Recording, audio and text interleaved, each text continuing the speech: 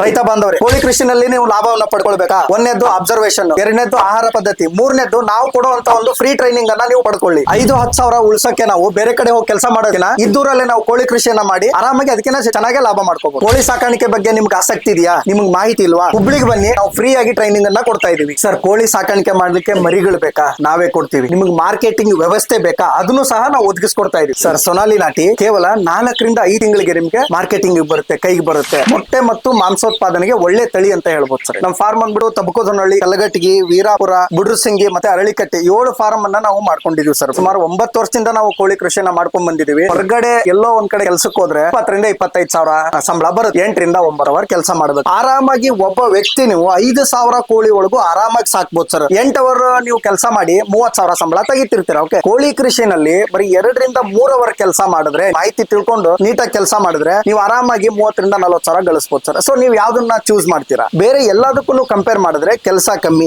ಕೆಲಸ ಯಾವಾಗ ಕಮ್ಮಿ ಅದು ಹೇಳ್ತೀನಿ ಸರ್. ನಾನು ಸುಮ್ನೆ ನಾವು ಕೋಳಿ ತರಿಸ್ಕೊಂಡ್ವಿ, ಸುಮ್ನೆ ಬಿಟ್ಬಿಟ್ವಿ, ಕೆಲಸ ಕಮ್ಮಿ ಅಂತ 1 ಅವರ್ 2 ಅವರ್ ಕೆಲಸ ಆತರ ಅಲ್ಲ ಸರ್. ನಮಸ್ಕಾರ ಸರ್. ನಮಸ್ಕಾರ ಸರ್. ನಮ್ಮೊಂದು ರೈತ ಬಾಂಧವರಿಗೆ ತಮ್ಮೊಂದು ಪರಿಚಯ ಮಾಡ್ಕೊಡಿರಾ ಸರ್? ನನ್ನ ಹೆಸರು ಚನ್ನವೀರಗೌಡ ಪಾಟೀಲ್ ಅಂತ. ನಮ್ಮ ಫಾರ್ಮ್ ಹೆಸರು ಬಂದ್ಬಿಟ್ಟು Patil poultry service and traders ಅಂತ. ಸುಮಾರು 9 ವರ್ಷದಿಂದ ನಾವು ಕೋಳಿ ಕೃಷಿಯನ್ನ ಮಾಡ್ಕೊಂಡ್ ಬಂದಿದೀವಿ ಸರ್. ಈಗ ನೀವು 9 ವರ್ಷದ ಕೆಳಗಡೆ ಒಂದು ಕೋಳಿ ಸಾಕಾಣಿಕೆ ಶುರು ಮಾಡಿದಾಗ ನಿಮ್ಮ ಹತ್ರ ಏನ್ ಅನುಭವ ಇತ್ತು ಮತ್ತೆ ಏನೇನ್ ಸವಾಲುಗಳನ್ನ ಎದುರಿಸಿ ಈ ಒಂದು ಕೋಳಿ ಸಾಕಾಣಿಕೆಯಲ್ಲಿ ಲಾಭವನ್ನ ಗಳಿಸಕ್ ಶುರು ಮಾಡಿ ಸರ್? ಈಗ 9 ವರ್ಷದಿಂದ ನಾವು ಕೋಳಿ ಕೃಷಿಯನ್ನ ಸ್ಟಾರ್ಟ್ ಮಾಡಿದಾಗ ಫಸ್ಟ್ ಆಫ್ ಆಲ್ ನಮಗೆ ಮಾಹಿತಿ ಇರ್ಲಿಲ್ಲ ಸರ್. ಮಾಹಿತಿ ಇಲ್ಲದೆ ಇರೋ ಕಾರಣ ನಾವು ಲಾಭದಲ್ಲಿ, ಈಗ ಫಾರ್ ಎಕ್ಸಾಂಪಲ್ 10 ರೂಪಾಯಿ ನಾವು ಲಾಭ ತಗೊಳ್ಳೋ ಜಾಗದಲ್ಲಿ ನಾವು 5 ರೂಪಾಯಿ 6 ರೂಪಾಯಿ ಲಾಭ ತಗೊಂಡಿದ್ದು ಇದೆ. ಯಾಕಂದ್ರೆ ನಮ್ಗೆ ಫಸ್ಟ್ ಆಫ್ ಆಲ್ ಮಾಹಿತಿ ಇರ್ಲಿಲ್ಲ. ನೀವು ಯಾವುದೇ ಕೃಷಿಯನ್ನ ತಗೊಳ್ಳಿ ಸರ್, ಕೋಳಿ ಕೃಷಿ ಆಗಿರ್ಬೋದು, ಹಸ ಆಗಿರ್ಬೋದು, ಮೇಕೆ ಆಗಿರ್ಬೋದು, ಮಾಹಿತಿಯೊಂದಿಗಿನ ಕೃಷಿ ಯಾವತ್ತೂ ಲಾಸ್ ಆಗಲ್ಲ. ಅದು ನನಗೆ ಯಾವಾಗ ಅನುಭವಕ್ಕೆ ಬಂತು ಅಂತಂದ್ರೆ ನಾವು ಓನ್ ಆಗಿ ಮಾಡಿ ಅನುಭವ ತಗೊಂಡಾಗ ನನಗೆ ಅನುಭವಕ್ಕೆ ಬಂತು ಸರ್. ಫಾರ್ ಎಕ್ಸಾಂಪಲ್ ಈಗ ನೋಡ್ರಿ, ವ್ಯಾಕ್ಸಿನೇಷನ್ ಪಾರ್ಟ್ ಅಂತ ಬರುತ್ತೆ, ಆಮೇಲೆ ಬ್ರೂಡಿಂಗ್ ಪಾರ್ಟ್ ಅಂತ ಬರುತ್ತೆ. ಈಗ 1 ತಿಂಗಳ ಮರಿಗಳನ್ನ ನಾವು ತಗೊಂಡ್ ಹೋದ್ಮೇಲೆ ಅವಕ್ಕೆ ಯಾವ ತರ ನಾವು ಆಹಾರ ಪದ್ಧತಿ ಅಂತ ಬರುತ್ತೆ. ಸೊ ಈ ತರ ಸಾಕಾಣಿಕೆಯಲ್ಲಿ ನಾವು ಯಾವ ತರ ಎಷ್ಟು ನಾವು ನಾಲೆಜ್ ಅನ್ನ ಇಂಪ್ರೂವ್ಮೆಂಟ್ ಮಾಡ್ಕೊಂತೀವಿ, ಕೋಳಿ ಕೃಷಿ ಬಗ್ಗೆ ಎಷ್ಟು ನಾವು ತಿಳ್ಕೊಂತೀವಿ, ಅಷ್ಟು ನೀವು ಲಾಭವನ್ನ ಮಾಡ್ಕೋಬಹುದು ಸರ್. ಸ್ಟಾರ್ಟಿಂಗ್ ನಾವು 1,000 ಮರಿಯಿಂದ ಸ್ಟಾರ್ಟ್ ಮಾಡಿದ್ದು ಪ್ರೆಸೆಂಟ್ ಇವಾಗ ನಾವು 35-40 ಸಾವಿರ ಕೋಳಿಗಳನ್ನ ಕೊಡ್ತಾ ಇದೀವಿ ರೈತರಿಗೆ. ಎಲ್ಲರೂ ಸುಮಾರು ಜನ ರೈತರು ಕೇಳ್ತಾರೆ ಸರ್ ಫ್ರೀ ಆಗಿ ಕೊಡೋ, ನಾವು ಟ್ರೈನಿಂಗ್ ಕೊಡ್ತಾ ಇದೀವಿ ಫ್ರೀ ಆಗಿ. ಉದ್ದೇಶ ಏನು ಅಂತಂತಂದ್ರೆ ಸುಮಾರು ಜನಕ್ಕೆ ಕೋಳಿ ಕೃಷಿ ಬಗ್ಗೆ ಮಾಹಿತಿ ಇಲ್ಲ. ಮಾಹಿತಿ ಇಲ್ದೇ ಇರೋಣ ಕೋಳಿ ತರಿಸ್ಕೊಂತಾರೆ, ಮಾಡ್ತಾರೆ, ಲಾಸ್ಗಳು ಅಂದ್ರೆ ಲಾಭದಲ್ಲಿ ಕಡಿಮೆ ಲಾಭ ಪ್ರಮಾಣವನ್ನ ಅವರು ತೆಗೆದುಕೊಳ್ತಾ ಇದ್ದಾರೆ. ಸೊ ಹಾಗಾಗಿ ಮಾಹಿತಿ ಅವರಿಗೆ ದೊರೆತ್ರೆ ಅವ್ರು ಇನ್ನೂ ಹೆಚ್ಚಿನ ಒಂದು ಲಾಭವನ್ನ ಪಡ್ಕೊಳ್ಬಹುದು ಅನ್ನೋ ಉದ್ದೇಶದಿಂದ ಹುಬ್ಳಿನಲ್ಲೇ ನಾವು ರೈಲ್ವೆ ಸ್ಟೇಷನ್ ಅಪೋಸಿಟ್ ನಾವು ಟ್ರೈನಿಂಗ್ ಅಂದ್ರೆ ಆಫೀಸ್ ಅನ್ನ ಮಾಡ್ಕೊಂಡಿದ್ದೀವಿ. ಅಲ್ಲಿ ಯಾವುದೇ ಜಿಲ್ಲೆಗಳಿಂದ ರೈತರು ಬಂದ್ರು ಸಹ ನಾವು ಅವ್ರಿಗೆ ಫ್ರೀ ಆಗಿ ಟ್ರೈನಿಂಗ್ ಅನ್ನ ಕೊಡ್ತಾ ಇದೀವಿ. ಆಲ್ರೆಡಿ ನಾವು ಪ್ರತಿ ಸಂಡೇಕೊಂದ್ಸರಿ ನಾವು ಸುಮಾರು ಜನ ರೈತರು ಬರ್ತಾ ಇದ್ದಾರೆ, ಎಲ್ಲಾ ಭಾಗಗಳಿಂದನೂ ರೈತರು ಬರ್ತಾ ಇದ್ದಾರೆ. ಸೊ ಇದರಲ್ಲಿ ಟ್ರೈನಿಂಗ್ ಅಲ್ಲಿ ನಾವು ಏದಿಂದ ಹಿಡಿದು Z ಅಂದ್ರೆ ಕೋಳಿ ಸಾಕಾಣಿಕೆಯಲ್ಲಿ ಮೇನ್ ಬರೋದು ಶೆಡ್ ನಿರ್ಮಾಣ, ಯಾವ ತರ ಜಾಗ ಇರಬೇಕು, ಸೊ ಅದರಿಂದ ಹಿಡಿದು ನಾವು ಮಾರ್ಕೆಟಿಂಗ್ ವರ್ಗು,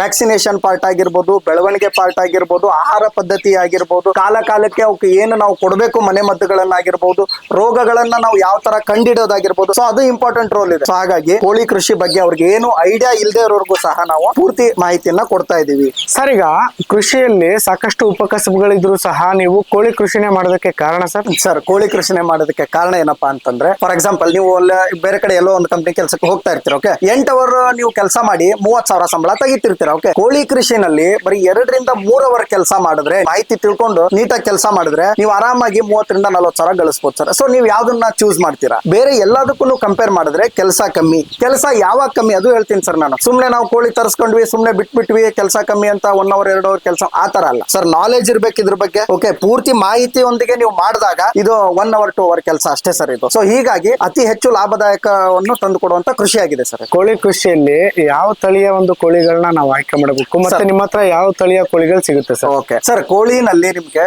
ನಾಟಿ ಮತ್ತು ನಾಟಿ ಕ್ರಾಸ್ ತಳಿಗಳಂತ ಬರ್ತವೆ. ಸುಮಾರು ತಳಿಗಳಿದಾವೆ. ಒರಿಜಿನಲ್ ನಾಟಿ, ಕಾವೇರಿ ನಾಟಿ, ಸೊನಾಲಿ ನಾಟಿ, ಮತ್ತೆ DP ಕ್ರಾಸ್. ಸೊ ಈ ತರ ತಳಿಗಳಿದಾವೆ. ಆದ್ರೆ ಪ್ರಚಲಿತ ಇರುವಂತ ಕೋಳಿಗಳಂತಂದ್ರೆ ಸೊನಾಲಿ ನಾಟಿ, ಮತ್ತೆ ಕಾವೇರಿ ನಾಟಿ, ಮತ್ತೆ ಒರಿಜಿನಲ್ ನಾಟಿ. ಕೋಳಿ ಕೃಷಿ ಮಾಡ್ಬೇಕು ಅಂತ ಅನ್ಕೊಳ್ಳಿ. ಸೊ ಅವಾಗ ನಾವು 1 ದಿನದ ಮರಿ ತಗೋಬೇಕಾ, 1 ತಿಂಗಳದ ಮರಿ ತಗೋಬೇಕಾ, ಯಾವ ತರ ಅಂತ ಸ್ವಲ್ಪ ಮಾಹಿತಿ ತಿಳಿಸ್ತೀರಾ ಸರ್? ಓಕೆ, ರೈತರಿಗೆ 1 ದಿವಸದ ಮರಿ ಸಹ ನಾವು ಕೊಡ್ತೀವಿ, ಏನ್ ತೊಂದರೆ ಇಲ್ಲ. ಬಟ್ ಅದಕ್ಕೆ ತಾಯಿ ಜೊತೆ ಯಾವ ತರ ಅದು ಬೆಳಿತೈತಲ್ಲ ಆ ಒಂದು ವ್ಯವಸ್ಥೆಯನ್ನ ನಾವು ಸೃಷ್ಟಿ ಕೊಡ್ಬೇಕಾಗತ್ತೆ. ಹೀಟಿಂಗ್ ಆಗಿರ್ಬೋದು, ಬ್ರೂಡಿಂಗ್ ಅಂತ ಹೇಳ್ತೀವಿ, ಆಮೇಲೆ ವ್ಯಾಕ್ಸಿನೇಷನ್ಗಳು ಅಂತ ಹೇಳ್ತೀವಿ, ಮಲ್ಟಿವಿಟಮಿನ್ಸ್ ಅಂತ ಹೇಳ್ತೀವಿ. ಸೊ ಕೋಳಿಗಳಿಗೆ ಇವೆಲ್ಲ ಅಗತ್ಯವಿದೆ ಸರ್. ಬಟ್ ಆಲ್ಮೋಸ್ಟ್ ಎಲ್ಲ ಹೊಸದಾಗಿ ಮಾಡೋ ರೈತರಿಗೆ ಫಾರ್ ಎಕ್ಸಾಂಪಲ್ ಒಂದು 4-5 ಬ್ಯಾಚ್ ಮಾಡಿದಾರಪ್ಪ ಅಂತಂದ್ರೆ ಅವ್ರಿಗೆ ಅನುಭವ ಇರುತ್ತೆ, ಮಾಡ್ಬೋದು. ಬಟ್ ಅನುಭವ ಇಲ್ಲದೆ ಇರೋ ರೈತರಿಗೆ ಇವೆಲ್ಲ ಕಷ್ಟ ಅನ್ಸುತ್ತೆ. ಸೊ ಹಾಗಾಗಿ 1 ತಿಂಗಳ ಮರಿಗಳನ್ನ ಅಂದ್ರೆ ಎಲ್ಲಾ ಕಂಪ್ಲೀಟ್ ವ್ಯಾಕ್ಸಿನೇಷನ್ ಆಗಿರೋ ಮರಿಗಳನ್ನ ನಾವು ಕೊಡ್ತಾ ಇದೀವಿ. ಆಮೇಲೆ ಸುಮಾರು ಜನ ರೈತರು ಕೇಳ್ತಾರೆ, ಸರ್ ನಾಟಿ ಕೋಳಿಗಳ ವ್ಯಾಕ್ಸಿನೇಷನ್ ಅವಶ್ಯಕತೆ ಇದೆಯಾ? ಹೌದು, ನಾಟಿ ಕೋಳಿಗಳಿಗೆ ವ್ಯಾಕ್ಸಿನೇಷನ್ ಅವಶ್ಯಕತೆ ಇದೆ. ಆಮೇಲೆ ರೈತರು ಸುಮಾರು ಜನ ಕೇಳ್ತಿರ್ತಾರೆ, ಸರ್ ನಮ್ಮ ಹತ್ರ ಒಂದ್ 4-5 ಕೋಳಿ ಇದೆ, ಹಿತ್ತಲು ಕೋಳಿಗಳು, ನಾವು ಅದಕ್ಕೆಲ್ಲ ಏನು ವ್ಯಾಕ್ಸಿನೇಷನ್ ಮಾಡಿಲ್ಲ ಅಂತ. ಸರ್, ಒಂದು ಮನೆಯಲ್ಲಿ 4-5 ಜನ ಇರೋದಕ್ಕೂ ಅದೇ ಮನೆಯಲ್ಲಿ 100 ಜನ ಇರೋದಕ್ಕೂ ತುಂಬಾ ಡಿಫ್ರೆನ್ಸ್ ಆಗಿದೆ. ಸೊ ನಾವು ರೋಗಗಳು ಹರಡೋ ಚಾನ್ಸಸ್ ಜಾಸ್ತಿ ಇರುತ್ತೆ. ನಾವು ಏನು ಪ್ರಿಕಾಷನ್ಸ್ ತಗೋಬೇಕು, ಅವಕ್ಕೆ ಏನು ನಾವು ಜಾಗ್ರತೆಯನ್ನು ವಹಿಸ್ಬೇಕು, ಅದನ್ನೆಲ್ಲ ವಹಿಸ್ಬೇಕಾಗತ್ತೆ. ಸೊ ಈ ನಿಟ್ಟಿನಲ್ಲಿ ನಾವು ರೈತರಿಗೆ 1 ತಿಂಗಳ ಮರಿಗಳನ್ನ ಒದಗಿಸ್ಕೊಡ್ತಾ ಇದೀವಿ. ಸರ್, ಈಗ ನಾವು ಕೋಳಿ ಕೃಷಿ ಮಾಡ್ತೀವಿ ಅಂದ್ರೆ ಫೀಡಿಂಗ್ ವ್ಯವಸ್ಥೆ ಯಾವ ತರ ಮಾಡ್ಕೋಬೇಕಂತ ಹೇಳ್ತೀವಿ ಸರ್? ಇದಕ್ಕೆ ಆಹಾರ ಪದ್ಧತಿ ವಿಷಯವಾಗಿ ಹೇಳೋದಾದ್ರೆ, ನಿಮ್ ಕಡೆ ಹೊರಗಡೆ ಬಿಡಕ್ ಅನುಕೂಲತೆ ಇದ್ರೆ ಹೊರಗಡೆ ಬಿಡಬಹುದು ಸರ್. ಹೊರಗಡೆ ಬಿಟ್ಟಾಗ ರಾಗಿ, ಭತ್ತ, ಮೆಕ್ಕೆಜೋಳ, ಸೋಯಾಬೀನ್, ವೇಸ್ಟ್ ತರಕಾರಿ, ನುಗ್ಗೆ ಸೊಪ್ಪು, ಅಜೋಲಾ, ಹೈಡ್ರೋಪೋನಿಕ್ ಇವನ್ನೆಲ್ಲ ಹಾಕಿ ಸಾಕಾಣಿಕೆ ಮಾಡಬಹುದು. ಆದರೆ ಒಂದು ಟೈಮ್ ಆದ್ರೂ ನೀವು ಕೋಳಿ ಫೀಡ್ ಅಂದ್ರೆ ನಾಟಿ ಕೋಳಿದನೆ ಸಪರೇಟ್ ಆಗಿ ಸಿಗುತ್ತೆ, ಬಾಯ್ಲರ್ ಫೀಡ್ ಅಲ್ಲ, ನಾಟಿ ಕೋಳಿದನೆ ಸಪರೇಟ್ ಆಗಿ ಫೀಡ್ ಸಿಗುತ್ತೆ. ಸೊ ಆ ಫೀಡ್ ಹಾಕೋದ್ರಿಂದ ಚೆನ್ನಾಗಿ ಗ್ರೋತ್ ಆಗ್ತಾವ್ ಸರ್, ಕೋಳಿಗಳು ಬೇಗ ಬರ್ತವೆ. ಸರ್, ಈಗ ಕೋಳಿ ಕೃಷಿಯಲ್ಲಿ ದೊಡ್ಡ ಸಮಸ್ಯೆ ಏನಪ್ಪಾ ಅಂತಂದ್ರೆ ಮಾರ್ಕೆಟಿಂಗ್. ಸರ್, ಈಗ ನೀವ್ ಹೇಳಿರಿ ನಾನ್ ತಗೊಂಡೋದೆ ನೀಟಾಗಿ ಸಾಕ್ದೆ, ಹಾ, ಸರ್. ಬಟ್ ನಾನು ಅದನ್ನ ಎಲ್ಲಿ ಮಾರಾಟ ಮಾಡ್ಬೇಕು ದೊಡ್ಡದಾದ್ಮೇಲೆ ಅಂತ ಬಂದಾಗ ನಮಗೆ ಮಾರ್ಕೆಟಿಂಗ್ ನಾಲೆಡ್ಜ್ ಇರಲ್ಲ. ಹಾ. ಸೊ ಅಂತವ್ರಿಗೆ ನೀವೇನ್ ಹೇಳ್ತೀರಿ ಸರ್? ಸರ್, ಅದನ್ನೇ ನಾ ಹೇಳಿದ್ದು. ನಾವು ಪ್ರತಿ ಭಾನುವಾರಕ್ಕೆ ಒಂದ್ಸಲ ಏನು ಫ್ರೀ ಆಗಿ ಟ್ರೈನಿಂಗ್ ಕೊಡ್ತೀವಿ ಅಂದ್ವಲ್ಲ, ಅಲ್ಲಿ ನಾವು ಎಲ್ಲಾನು ನಿಮ್ಗೆ ಇನ್ ಡೀಟೇಲ್ ಆಗಿ ಹೇಳ್ತೀವಿ. ಸೊ ಇದರಲ್ಲಿ ನಾವು 4-5 ನಿಮಿಷ ವಿಡಿಯೋದಲ್ಲಿ ಎಲ್ಲಾನು ಇನ್ ಡೀಟೇಲ್ ಆಗಿ ಹೇಳಕ್ಕಾಗಲ್ಲ. ಆದ್ರೆ ರೈತರು ಏನ್ ನಮ್ಮ ಹತ್ರ 1000 ಮರಿ ಮೇಲ್ಗಡೆ ಏನ್ ತಗೊಂಡಿರ್ತಾರಲ್ಲ, ಆ ರೈತರಿಗೆ ನಾವು ಮಾರ್ಕೆಟಿಂಗ್ ವ್ಯವಸ್ಥೆಯನ್ನ ಮಾಡಿಸ್ಕೊಡ್ತಾ ಇದೀವಿ. ಅಂದ್ರೆ ಬೈಬ್ಯಾಕ್ ಆಪ್ಷನ್ ಸಹ ಇದೆ. ಮಿನಿಮಮ್ ಅಂತೂ 500 ಸರ್. ನಮ್ ಮಿನಿಮಮ್ 500 ತಗೊಂಡ್ರೆ ಆಲ್ ಓವರ್ ಕರ್ನಾಟಕ ನಾವ್ ಎಲ್ಲಾ ಕಡೆ ಡೆಲಿವರಿ ಕೊಡ್ತೀವಿ. ಮತ್ತೆ 500 ತಗೊಂಡಿರೋ ರೈತರು ಏನ್ ಮಾಡ್ಬೇಕು ಅಂತ ಕೇಳ್ತಾರೆ. ಸರ್, ಅವ್ರಿಗೆ ಲೋಕಲ್ ಮಾರ್ಕೆಟ್ ನ ನಾವು ಪರಿಚಯ ಮಾಡಿಸ್ಕೊಡ್ತೀವಿ, ಎಲ್ಲಿ ಸೇಲ್ ಮಾಡಬಹುದು ಅನ್ನೋದನ್ನ ನಾವು ಅವ್ರಿಗೆ ಮಾಹಿತಿ ಕೊಡ್ತೀವಿ ಸರ್. ಸರ್, ಈಗ ಪ್ರೆಸೆಂಟ್ ಯಾವ ತಳಿ ಸಾಕೋದ್ ಸೂಕ್ತ ಸರ್? ಸೊನಾಲಿ ನಾಟಿ ಸಾಕ್ಬೋದು ಸರ್. ಸೊನಾಲಿ ನಾಟಿ ಏನಿದೆ ಅಲ್ಲ, ಒಳ್ಳೆ ಮಾಂಸದ ಮತ್ತು ಮೊಟ್ಟೆ ಉತ್ಪಾದನೆ ಚೆನ್ನಾಗಿರುವಂತ ತಳಿಯಾಗಿದೆ. ಆಮೇಲೆ ಸೊನಾಲಿ ನಾಟಿ ತಳಿಗಳನ್ನೇ ನಾವು ವಾಪಸ್ ಬೈಬ್ಯಾಕ್ ಮಾಡ್ತಿದೀವಿ, ಮಾರ್ಕೆಟಿಂಗ್ ಅಲ್ಲಿ ಸಪ್ಲೈ ಮಾಡ್ತಿದೀವಿ. ಸೊ ಹೀಗಾಗಿ ಸುಮಾರು ತಳಿಗಳನ್ನ ಹೇಳಿದೆ ನಿಮ್ಗೆ. ಆ ತಳಿಗಳನ್ನ ಯಾಕೆ ಸಾಕ್ಬಾರ್ದು ಅಂತ ಕೇಳ್ಬೋದು. ಬಟ್ ಎಲ್ಲಾ ಪ್ರದೇಶದಲ್ಲೂ ಒಂದೇ ಕೋಳಿ ಪ್ರಚಲಿತ ಇರಲ್ಲ ಸರ್.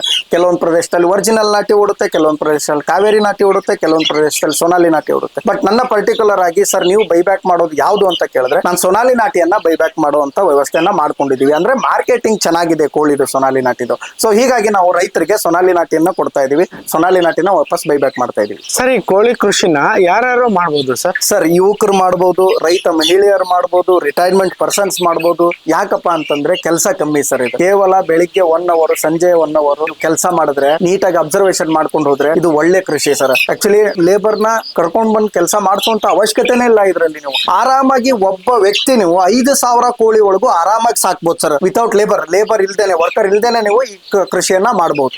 ಸರ್, ಈಗ ನಿಮ್ಮ ಹತ್ರ ಸಿಗುವಂತ ಕೋಳಿಗಳನ್ನ ನಾವು ತಗೋಬೇಕಂದ್ರೆ ಏನ್ ಮಾಡ್ಬೇಕು ಸರ್? ಸರ್, ಮಿನಿಮಮ್ 500 ಆರ್ಡರ್ ಮಾಡಿದ್ರೆ ನಾನೇ ಹೋಗಿ ಡೆಲಿವರಿ ಕೊಡೋ ವ್ಯವಸ್ಥೆ ಮಾಡ್ತಿದೀವಿ. ಇಲ್ಲ 200-300 ಬೇಕು ಅಂತಂದ್ರೆ ನಮ್ಮ ಫಾರ್ಮ್ಗಳು 7 ಕಡೆ ಇದಾವೆ ಸರ್. ಹುಬ್ಳಿ ಸರೌಂಡಿಂಗ್ ಒಂದು 30-35 ಕಿಲೋಮೀಟರ್ ರೇಡಿಯಸ್ ಅಲ್ಲಿ ನಮ್ದು 7 ಫಾರಂ ಇದೆ. ಸೊ ನಿಯರ್ ಬೈ ಇರೋರು 200-300 ತಗೊಂತೀನಿ ಅಂದ್ರು ನಾವೇನ್ ಕೊಡಲ್ಲ ಅಂತ ಹೇಳಲ್ಲ, ಬಟ್ ಫಾರಮಿಗೆ ಬಂದು ತಗೊಂಡು ಹೋಗ್ಬೇಕಾಗತ್ತೆ ಸರ್ ಅವರು. ಓಕೆ, ಅದಕ್ಕಿಂತ ಮುಂಚೆ ಫಸ್ಟ್ ಮಾಹಿತಿ ತಿಳ್ಕೊಳ್ಳಿ ಅಂತ ಹೇಳಲಿಕ್ಕೆ ಇಷ್ಟಪಡ್ತೀನಿ. ನಾನು ಆಗ್ಲೇ ಹೇಳ್ದಂಗೆ 3-4 ನಿಮಿಷದ ವಿಡಿಯೋದಲ್ಲಿ ನಾವು ಎಲ್ಲಾ ಮಾಹಿತಿಯನ್ನು ಹೇಳಕ್ ಆಗಲ್ಲ ಸರ್. ಸೊ ಇನ್ ರೈತರಿಗೆ ಇನ್ನೂ ಹೆಚ್ಚಿನ ಮಾಹಿತಿ ಬೇಕಪ್ಪ ಇದ್ರ ಬಗ್ಗೆ ಅಂತಂದ್ರೆ ಸ್ಕ್ರೀನ್ ಮೇಲೆ ಬರ್ತಿರೋ ನಂಬರ್ಗೆ ಕರೆ ಮಾಡಿ ಸರ್. Thank you.